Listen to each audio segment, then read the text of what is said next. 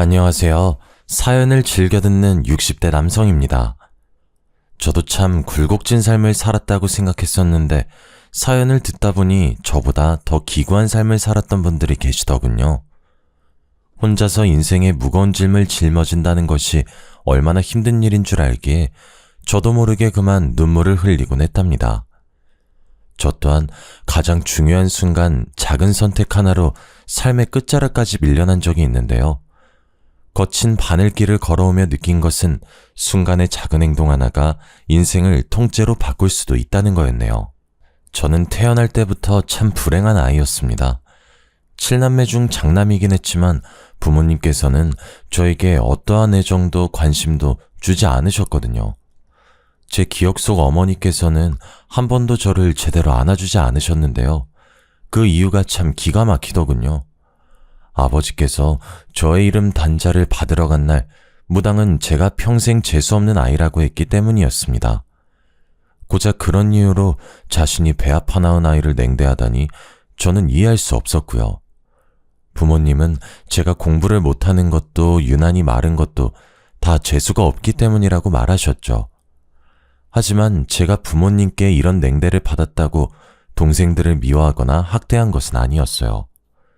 동생들은 그래도 형이고 오빠라고 저를 살뜰히 챙겨주었거든요. 동생들은 아궁이에서 고구마를 구울 때면 어머니 몰래 저에게 고구마를 가져다 주고 소학교에서 빵을 받아올 때면 반을 나눠주었습니다. 못난 장남이었지만 저를 생각해주는 동생들 덕분에 저는 부모님의 모진 말들을 견딜 수 있었네요. 부모님께서는 제가 중학교를 졸업하던 날 고등학교 진학은 꿈도 꾸지 말라며 으름장을 놓으셨어요. 비싼 학비 축내지나 말고 과수원 1손이나 도우라고 했는데요. 그러면서 자신들이 죽거든 과수원을 열심히 꾸려 동생들의 학비와 결혼 자금을 대주라고 하셨죠. 그게 바로 재수없는 살을 풀 수 있는 유일한 방법이라면서요. 저는 부모님의 말씀을 아주 잘 따랐어요. 이렇다 할 재능도 없는 제 처지를 너무나 잘 알았으니까요. 동생들은 저를 걱정했지만 의외로 과수원의 일은 제 적성에 잘 맞았습니다. 한 곳에 앉아 집중을 해야 하는 공부와는 다르게 여기저기 돌아다니며 일을 할 수 있었거든요. 부모님의 일손을 도우며 항상 생각했죠. 동생들 대신 과수원 일을 즐거워하는 내가 과수원을 이어받아서 참 다행이구나 하면서요. 그 후 저는 하루도 빠지지 않고 부모님을 도와 과수원을 일궜습니다. 다행스럽게도 저희 과수원에서 자란 사과는 당도가 높아 찾는 사람이 많았고요. 덕분에 저는 동생들의 대학 등록금을 마련해 줄 수 있었습니다. 제가 35이 되던 해 부모님께서는 저에게 결혼할 것을 권하셨죠. 그때까지도 여자와 제대로 된 만남도 가져보지 않은 저였기에 부모님의 말씀은 당황스러울 뿐이었어요. 부모님은 걱정하지 말라며 저에게 한 여자를 소개시켜줬습니다.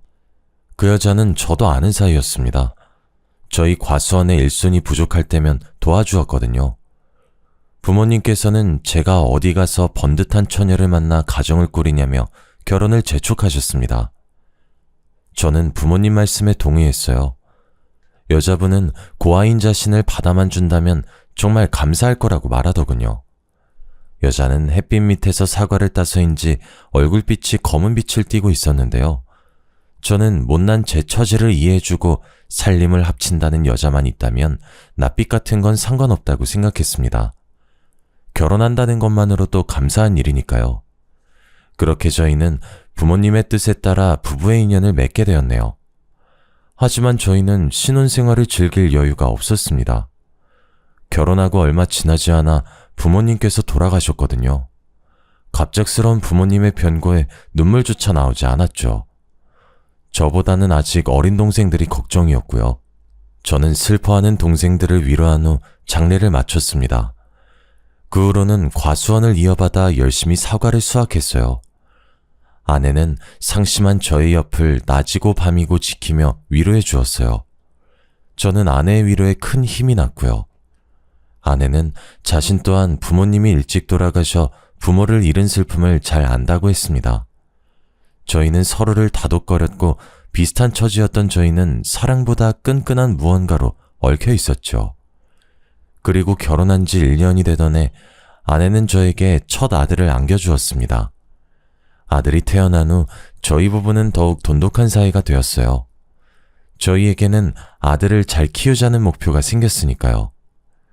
아내와 저는 과수원을 키우기 위해 노력했죠. 하늘도 저희 부부의 노력을 알았는지 저희 사과가 지역 특산물로 선발되며 큰 인기를 끌게 되었습니다. 하지만 저희 부부에게 좋은 일만 일어난 것은 아니었습니다. 아들이 5살이 되던 해 아내는 아무 이유 없이 쓰러지는 경우가 많았어요. 병원에서는 그 원인을 알 수가 없었죠. 전 아내의 상태가 너무 걱정되었습니다. 한편으로는 저같이 못난 놈을 만나서 고생을 하는 것 같았거든요. 점점 뼈마디가 보이는 아내를 볼 때마다 미안한 마음이 들었죠. 저는 아내의 병을 낫게 하기 위해 노력했어요. 하지만 좋다고 소문이 난 약재를 구하 아내에게 먹이고 좋다는 병원을 데려가 봤지만 소용이 없더군요. 하늘이 무너지는 기분이었습니다. 아내는 점점 더 생기를 잃어갔고 그 모습을 지켜보는 저는 애만 탈 뿐이었어요. 문득 전 밝고 생기 넘치던 예전의 아내를 보고 싶다는 생각이 들었어요. 저는 아내에게 장날에 맞춰 밖을 나갈 것을 제안했어요. 아내가 평소 장날에 구경 가는 걸 좋아했거든요. 오랜만에 밖에 나온 아내는 기뻐 보이더군요. 오랜만에 보는 밝은 표정이었습니다. 그런데 구경을 하던 중 저희 앞으로 중년의 여인이 지나갔는데요.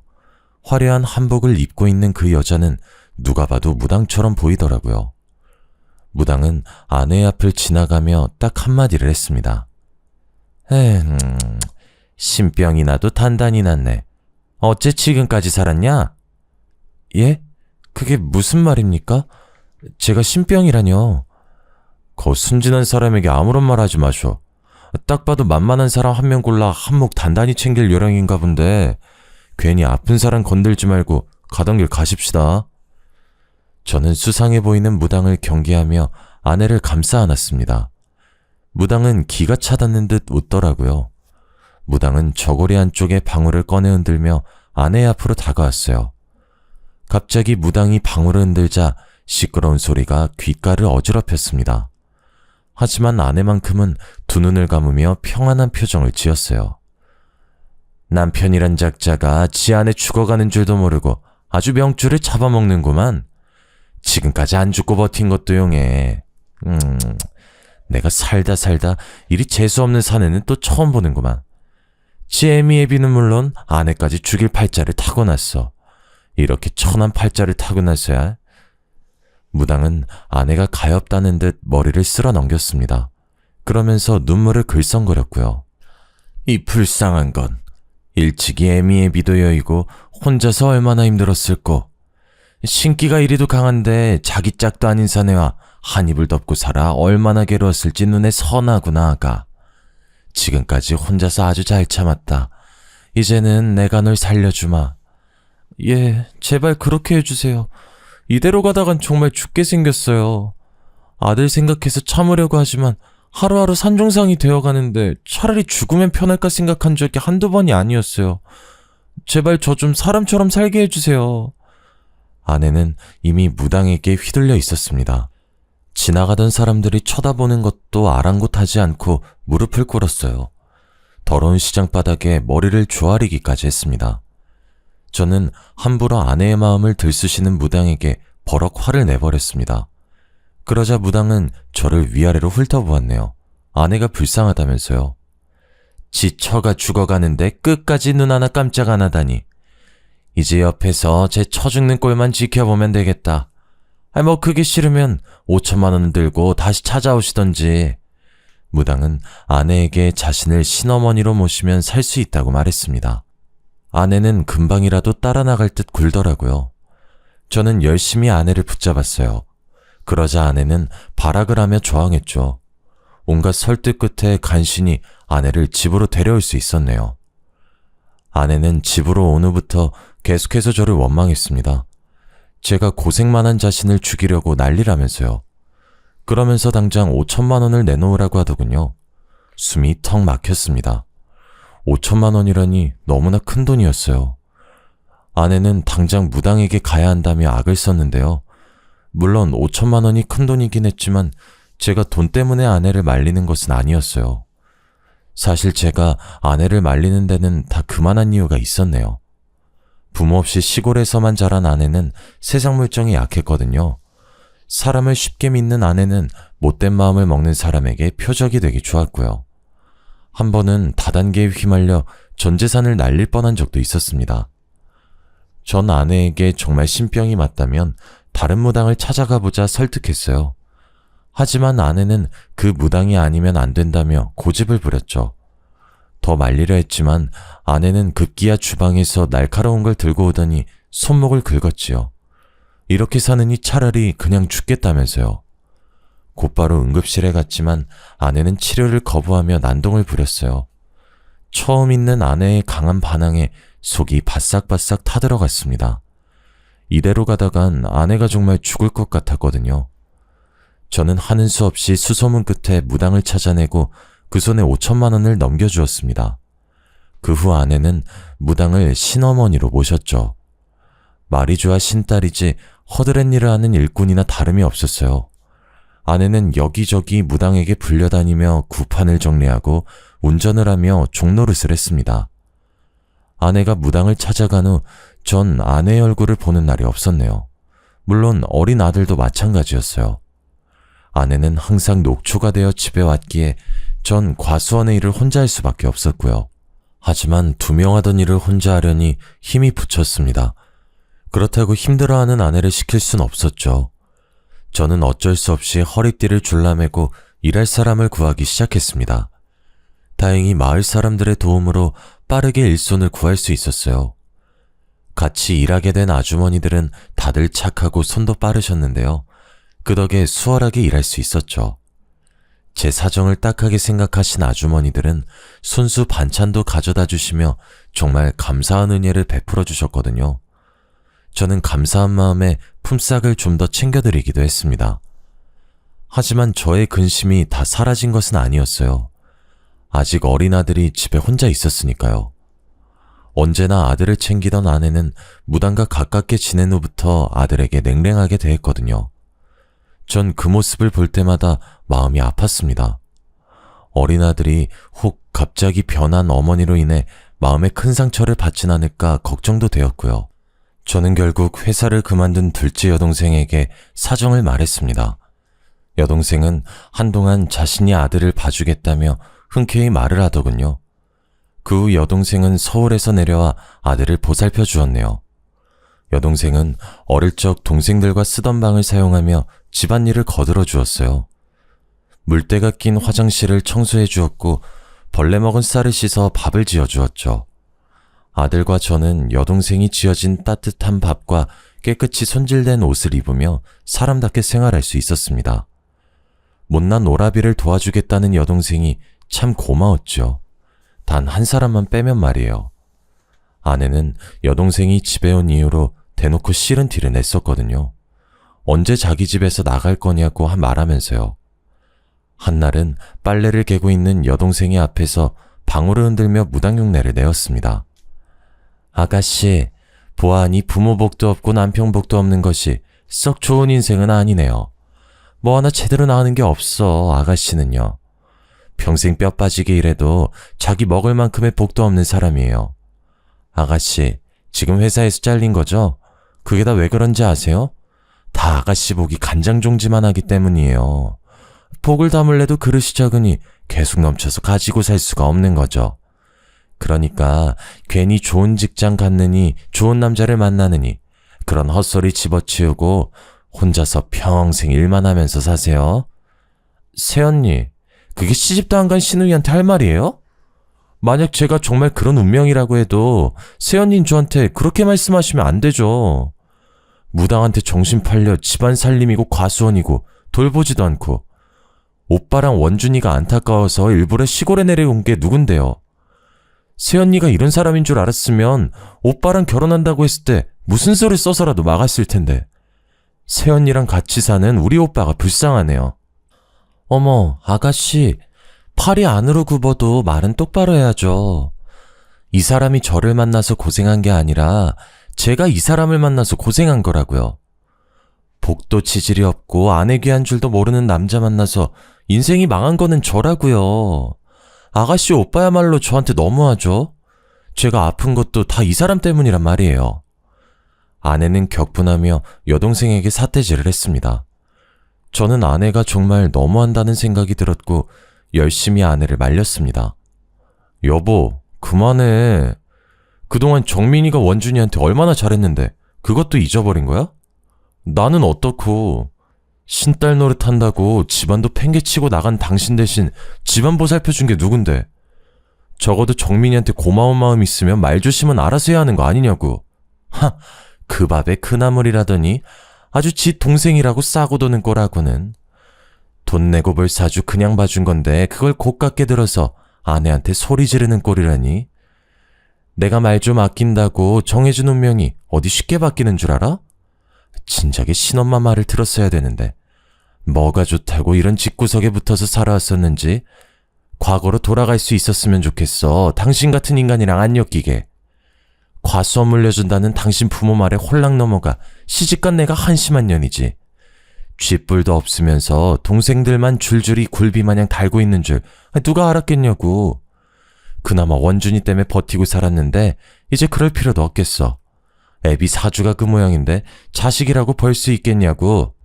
평생 칼자루 잡고 휘두르는 아들 뭐가 이쁘다고 그동안 끼고 돌았는지. 어머, 오빠 새언니 말하는 거 들었어? 진짜 미쳤나봐. 저게 사람이야? 새언니 진짜 사람 탈을 쓰고 어쩜 그런 막말을 할 수가 있어요? 짐승도 키워준 은혜는 안다고 하는데 솔직히 새언니가 우리 오빠랑 결혼 안 했으면 지금 이만큼이라도 살 수 있었을 것 같아요? 아마 지금도 단칸방 월세나 내면서 하루 벌어 하루 먹고 살았겠죠. 누구 운명 운운하기 전에 자기 인생부터 좀 돌아보라고요. 아내와 여동생의 싸움은 몸싸움으로 번져나갔습니다. 저는 두 사람의 싸움을 말렸는데 화가 잔뜩 난 여동생이 당장 이혼하라며 난리를 피우더군요. 아내는 오히려 자신이 먼저 나갈 거라며 옷장을 열어 옷가지를 꺼내기 시작했어요. 방 안에 있던 어린 아들은 그 광경을 목격한 후 펑펑 눈물을 흘렸습니다. 전 어린 아들을 보며 아내에게 무릎을 꿇었네요. 어린 아들에게는 엄마가 필요하니까요. 여동생은 경악하며 지금이라도 이혼하라며 난리였지만 저는 끝까지 앉아 아내에게 싹싹 빌었습니다. 그러자 아내는 재수없는 여동생을 내보내면 생각해보겠다고 하더군요. 저는 어쩔 수 없이 여동생에게 미안하다 사과하며 다시 서울로 올라가라고 말했어요. 그러자 여동생은 저더러 바보라고 말하면서 정신 나간 여자가 뭐가 좋다고 감싸냐고 했네요. 저는 그런 여동생에게 미안하다고 말하면서 돈봉투를 내밀었죠. 그동안 고마웠다면서요. 그 후 저는 전보다 훨씬 바빠졌습니다. 여동생이 도와주던 집안일을 제가 도맡아 했거든요. 안에서는 집안일, 바깥에서는 과수원 일을 하니 몸이 나만하질 않았어요. 베개에 머리만 대면 자는 수준이었으니까요. 하지만 그럴 때마다 힘이 된 것은 아들의 미소였습니다. 아들은 유치원에 갔다 올 때면 퇴근한 저를 앉혀놓고 자신이 배운 한글을 읽어내렸거든요. 아들은 저와 다르게 참 총명한 아이였죠. 유치원에서 배운 것만으로도 한글을 깨우치고 숫자놀이를 했으니까요. 저는 아들을 보며 공부머리가 저를 닮지 않아 참 다행이라고 생각했습니다. 아내는 아들이 칼이나 휘두를 천한팔자라고 했지만 전 상관없었어요. 저와 다르게 똑똑한 머리를 가진 아들은 무슨 일이든 잘할 거라고 장담할 수 있었으니까요. 저는 아들이 무슨 결정을 내리건 행복하게만 살 수 있다면 상관없다고 생각했네요. 한편 아내는 무당을 따라다니며 딴 사람이 되어갔어요. 신혼 초에 보이던 수수한 모습은 온데간데 없어져 버렸고요. 화장이라고는 모르던 아내는 어느새 얼굴 전체를 화장으로 떡칠하고 다녔습니다. 검었던 얼굴은 허여멀겋게 분칠을 하면서요. 그뿐만이 아니었습니다. 평소 소심한 성격으로 동네 사람들에게 말도 못 걸던 아내는 마을을 휘젓고 다니며 마을 사람들에게 행패를 부렸죠. 나이가 많이 드신 어르신께는 살 날이 얼마 안 남았다며 말을 했고 자식이 타지에 나가 있는 분들께는 자식 복이 없다며 악담을 했습니다. 좋은 일이면 모르겠지만 아내는 항상 남들에게 안 좋은 점만을 말하면서 다녔습니다.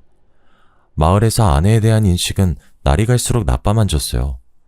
저만 보면 아내가 이상해졌다며 한마디씩 거들 정도로 말이에요. 고심 끝에 저는 아내에게 조심스럽게 이야기를 꺼냈습니다.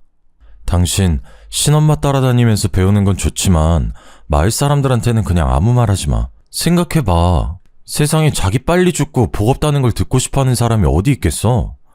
만약 보인다면 그저 그러려니 하면서 넘어가. 우리 앞으로도 계속 이 마을에서 살 텐데 마을 사람들이랑 잘못 얽혀서 좋을 게 없잖아. 안 그래? 당신 설마 내가 사기라도 친다는 거야? 그렇게 보이고 그렇게 입 밖으로 튀어나오는 걸 나더러 어쩌라고. 그리고 자기들 팔자 안 좋은 게 내 탓이야? 지들이 그렇게 타고난 걸 가지고 뭐 어쩌라고. 나보고 억지로 거짓말이라도 하면서 노인네들 비위라도 맞추는 거야 뭐야? 내가 이러려고 신엄마 밑에서 신딸 노릇하면서 고생하는 줄 알아?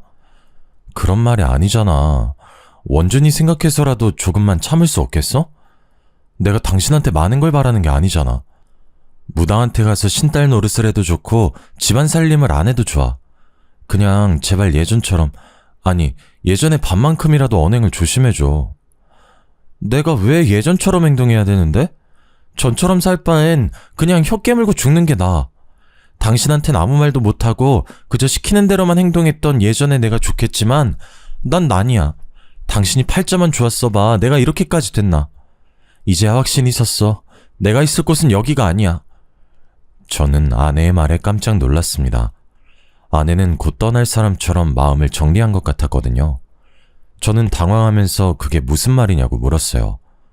그러자 아내는 되려 저를 손가락질하며 이렇게 말하더군요. 더 이상은 말년에 쪽박차게 생긴 당신이랑 같이 못 살겠다고.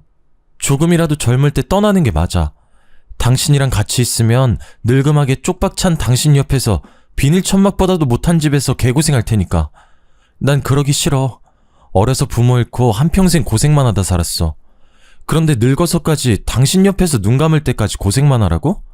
그렇게는 못 살지. 아니, 안 살 거야. 저에게 소리친 아내는 곧장 집을 나갔습니다. 당황한 저는 아내의 뒤를 따라갔어요. 곧바로 아내의 뒤를 밟았지만 날이 어두워서인지 아내의 행적을 찾을 수가 없었어요. 저는 그런 아내가 걱정돼 계속해서 마을을 돌아다니면서 아내를 찾았죠. 하지만 땀방울이 등을 적시고 종아리가 터질 것처럼 아파왔지만 아내는 찾을 수 없었습니다.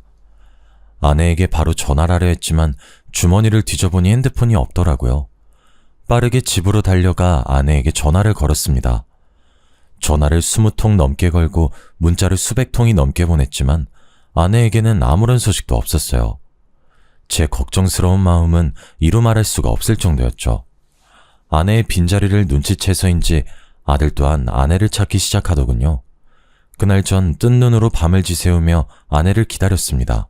아침이 밝아오고 전 집에서 아내를 기다리고 싶은 마음이 굴뚝 같았어요. 그렇지만 사과를 수확해야 하는 시기이기에 그럴 수가 없었죠. 저는 혹시나 아내가 돌아올까 하는 마음에 쪽지 하나를 남겨둔 채 과수원으로 떠났습니다. 하지만 집으로 돌아와 보니 저를 반기는 것은 빈 통장과 어지럽혀진 집뿐이었습니다. 아내는 피같이 모은 전 재산을 가지고 혼자서 도망친 것이었어요. 아내가 무당을 만난 후 이상해졌지만 그럼에도 아내를 믿어줬는데 그래서인지 아내에 대한 배신감은 너무나 컸습니다. 멀쩡한 살이 찢어지는 것처럼 정말 처절한 기분이었어요. 심지어 쪽잠을 청할 때 아내는 제 꿈까지 불쑥불쑥 튀어나와 재산을 가로채며 도망갔죠. 도망가는 아내를 잡으려고 했지만 소용없었습니다. 발바닥이 바닥에 붙은 듯 움직이지 않았거든요. 그렇게 아내를 잃은 저는 한동안 망연자실한 시간을 보냈네요. 폐인처럼 살던 저를 일으켜 세워준 것은 아들이었습니다. 아들은 그저 누워만 있는 저에게 냉장고를 뒤져 먹을 만한 음식을 가져다주며 제 옆을 지켜주었는데요. 저는 그런 아들을 보면서 다시 살아보자는 의지를 불태웠네요. 처음에는 혼자서 아들을 어떻게 키울 수 있을까 앞이 막막했습니다. 생각을 하려고 해도 눈에 안대를 씌운 듯 캄캄하게만 느껴질 뿐이었어요. 하지만 아들을 굶길 수 없었던 저는 억지로 정신을 차리기 위해 애썼습니다. 자존심을 버리고 동생들에게 돈을 빌리는 것부터 시작했죠. 제 사정을 들은 동생들은 군말 없이 돈을 빌려주었습니다. 주말이 되면 동생들은 하나같이 저희 집으로 모여들었어요. 여동생들은 반찬을 가져오며 살림살이를 채워줬습니다. 남동생들은 과수원에 모여들어 저의 일손을 도와주었고요. 그렇게 저는 동생들의 도움으로 천천히 자리를 잡을 수 있었습니다. 제 마음 한구석 깊이 상처를 준 아내 또한 차츰차츰 잊어가게 되었죠. 제가 과수원을 돌보는 사이 아들은 말썽 한번 부리지 않고 커갔어요. 엄마의 빈자리가 그리울 만도 한데 못난 아비를 생각해서인지 힘든 기색 한번 보이질 않는 아들의 모습은 참 짠할 정도였습니다. 그럼에도 아들은 늘 스스로 노력해 매번 전교 1등 성적표를 쥐어주면서 절 기쁘게 해주었네요. 아내는 아들이 칼이나 잡을 천한팔자라고 말했지만 저는 상관없었습니다. 가장 힘든 순간 힘이 되어준 아들은 세상에서 가장 소중한 보물이었으니까요. 하나밖에 없는 소중한 아들은 제 삶의 유일한 희망이자 삶의 이유였죠. 저는 아들을 생각하며 더 이를 악물고 일을 했어요. 결국 전 농약 없이 당도 높은 사과를 만들어냈고 저희 과수원 사과는 입소문을 타고 점점 유명해졌습니다. 그러던 중 대기업 소속 식품회사에 다니던 동생은 저희 과수원의 사과로 사과 주스를 만들자고 사업을 제안했어요. 농약 없이 당도 높은 사과로 주스를 만든다면 대박이 날 거라면서요. 처음에는 동생의 제안을 거절하려 했지만 동생은 이렇게 말하더군요.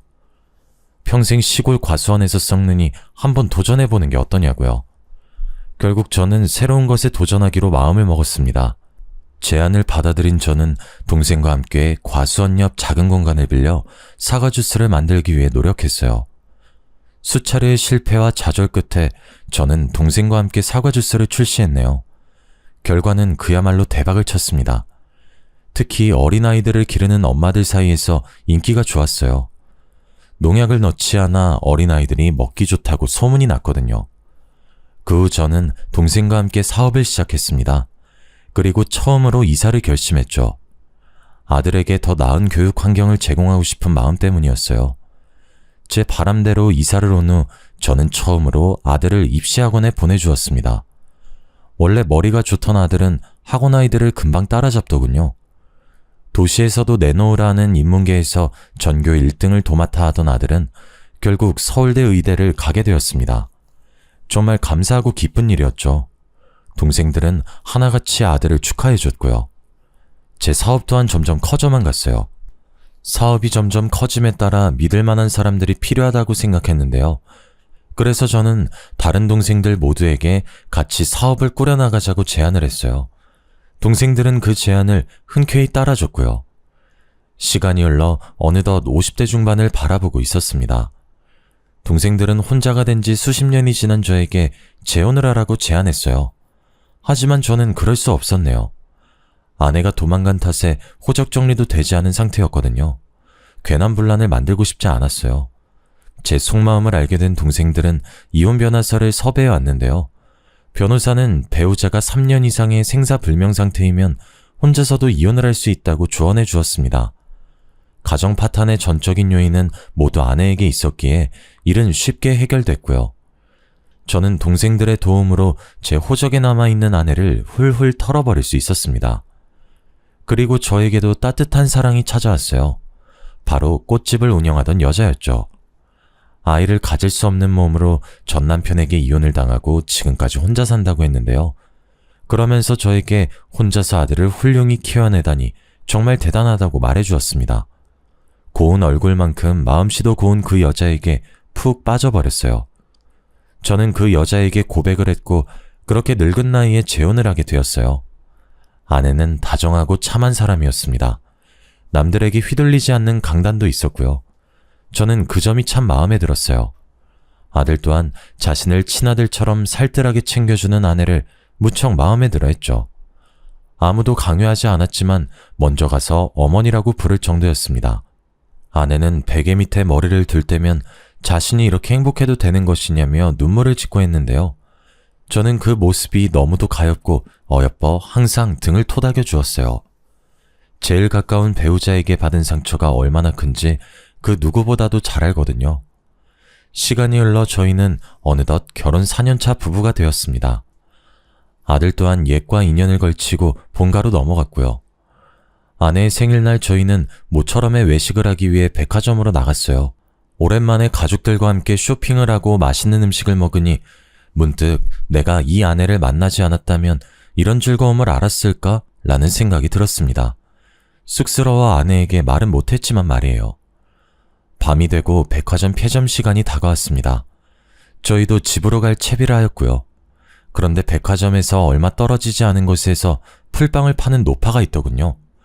늦은 시간까지 풀빵 장사를 하다니 전 의아했는데요. 아내는 마침 간식이 먹고 싶었는데 잘 됐다며 한 봉지 사가자고 했죠.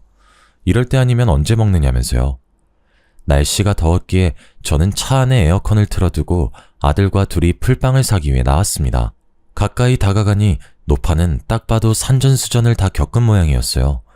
고개를 숙이고 있는 노파의 머리는 허옇게 새어 듬성듬성하게 두피가 보이고 있었습니다. 풀빵을 굽는 손가락 끝은 다 꼬부라져 있었고요. 저는 짠한 마음에 지갑에 들고 있던 현금을 다 꺼내 노파에게 건네주었습니다. 노파는 은인을 만났다며 감사해했죠. 그러면서 보답으로 자신이 운명을 봐줄 수 있다고 말하더군요. 옆에 있던 아들은 제법 흥미가 당기는 모양이었어요. 아버지 기억 안 나? 왜 어머니가 집 나가기 전에 나한테 그랬다며 평생 칼이나 휘두르고 사는 백정팔자였다고 했잖아. 아버지한테는 말년에 쪽박찰상이라고 했고 재밌을 것 같은데 한 번만 보고 가자, 응? 아내의 영향으로 미신을 믿진 않았지만 한 번쯤은 봐도 상관없다고 생각했어요. 아들 또한 자신의 운명을 궁금해했고요. 저는 노파에게 저와 아들의 운명을 봐달라고 말했는데요. 노파는 자신에게 손을 내밀어 보라고 하더군요. 거칠거칠한 노파의 손바닥에 제 손을 올리자 노파는 탄식하면서 말을 이었죠. 아이고 어쩜 이리 보기만 했고 초년중년에 가세가 기울고 아내가 떠나는 팔자지만 말년에 돈방석에 앉은 팔자라니 평생 돈 걱정은 없겠구려. 게다가 자식복도 많아 평생 아들에게 효자받으며 살 팔자라니 정말 부럽구려. 부러워. 고개를 푹 숙인 노파는 제 손을 한참 만지작거렸습니다. 그리고 노파가 고개를 드는데 전 노파의 얼굴을 본 순간 경악할 수밖에 없었어요. 바로 집을 나갔던 전 아내였거든요. 마지막으로 만났을 때보다 얼굴이 훨씬 상해 있었지만 저는 단박에 알 수 있었습니다. 아내라는 것을요. 저는 너무 놀라 여보라고 소리치고 말았어요. 그러자 노파는 깜짝 놀라며 제 이름을 부르더군요. 전처에게 왜 이런 행색으로 풀빵이나 팔고 있냐 묻자 전처는 그저 눈물만을 흘렸습니다. 집에서 도망쳐 나간 전처는 제게서 훔친 통장을 무당에게 갖다 바쳤다고 했어요. 신내림을 내려줄 날만을 기다리면서요. 하지만 무당은 얼마 후 전 아내가 준 돈을 가지고 도망을 가버렸다고 하더군요. 무당 한 사람을 믿고 도시로 건너온 아내는 낙동강 오리알 신세가 되었다고 말했습니다. 다른 무당을 찾아가 신내림을 받으려 했지만 그저 잠시 잡기가 쉬운 것이지 신기가 온 것이 아니라며 윽박만 들었다고 하면서요. 결국 오갈 데가 없어진 아내는 부잣집 식모로 들어가 어렵게 삶을 이어갔다고 설명했네요. 그러던 중 주인집 아들은 아내가 아이를 낳지 못한다는 이야기를 듣고 홧김에 불이 붙은 장작을 휘둘렀는데요. 그 앞을 지나가던 아내가 튀어오른 불씨를 맞고 그만 실명을 했다고 말했습니다. 그 후 눈이 먼 전 아내는 주인집에서 얼마 안 되는 돈을 받고 쫓겨났는데요. 그마저도 사기를 당해 전부 날려버렸다고 했어요. 실명으로 눈앞이 안 보여도 신기하게 다른 사람의 손을 잡으면 얼추 그 사람의 흘러가는 인생 정도는 알 수 있게 되었다며 눈물을 글썽이더군요. 그 재주로 풀빵 장사를 하면서 간간히 사주를 봐주며 살았던 것이죠. 아이고, 내가 그때 그 무당년 말만 안 들었어도 이런 생고생은 안 하는데 그때 뭐에 홀려서 남편이랑 피덩이 같은 아들을 버리고 도망쳤는지 내가 미친년이지. 전처는 아들과 저를 버리고 무당을 따라간 것이 천추의 아니라며 가슴을 두드렸어요.